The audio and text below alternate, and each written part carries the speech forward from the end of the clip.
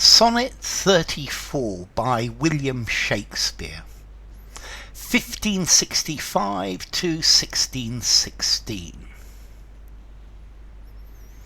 Why didst thou promise such a beauteous day, and make me travail forth without my cloak, to let base clouds o'ertake me in my way, hiding thy brav'ry in their rotten smoke?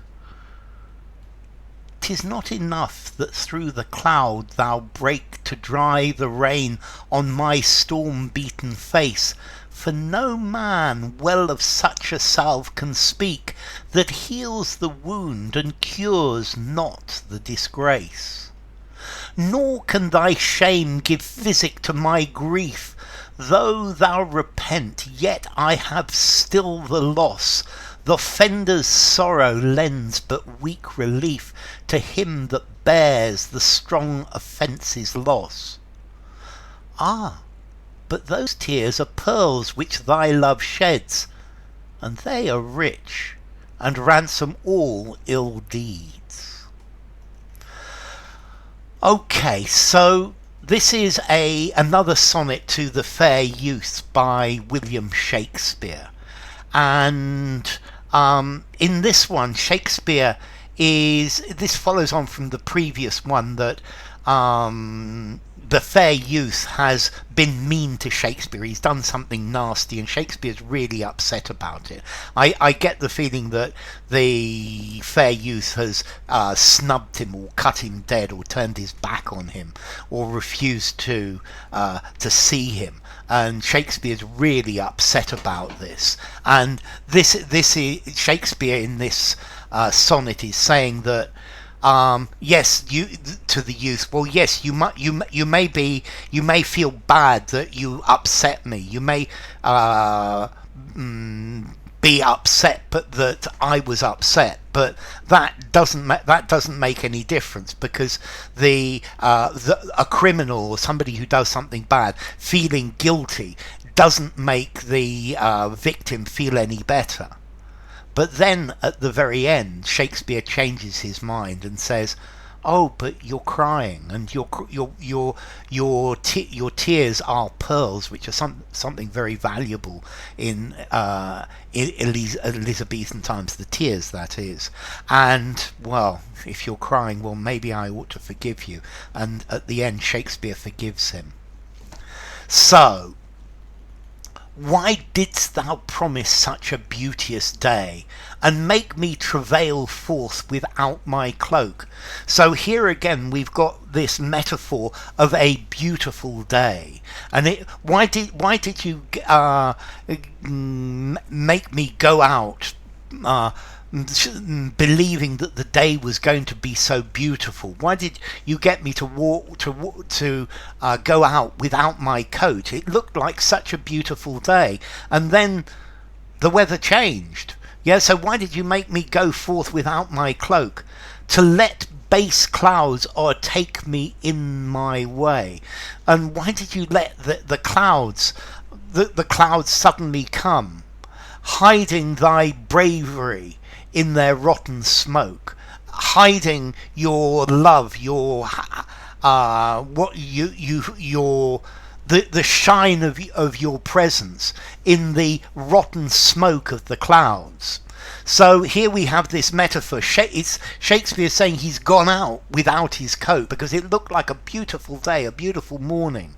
And then suddenly the clouds came and the sun was completely hidden, and he didn't have his coat. And this is a metaphor to the fair youth, saying, why did you lead me on? Why did you think? Why did you make me think that our relationship was going to be so beautiful that I didn't need a coat to protect myself against bad weather, against problems in our relationship? I thought everything was always going to be perfect, and then suddenly you cease to shine at me. You cease to show me favour. You cease to love me. Yeah, he doesn't love me anymore.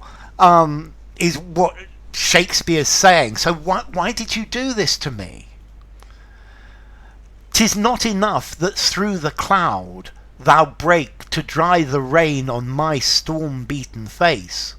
So it's not enough that at some point you pulled away the clouds, that the clouds went and the sun shone on my rain, on my rain covered, on my storm beaten face. And here I think rain is very good, because rain is alluding to Shakespeare's tears, that he was crying because he was so upset. And he's saying that it's not enough that when the clouds were covering your love, suddenly the clouds opened and you shined at me and were really loving and dried the tears on my face. Yeah, and it's not enough that you did that, because you put me in the shade, you turned your back on me. For no man well of such a salve can speak, that heals the wounds and cures not the disgrace.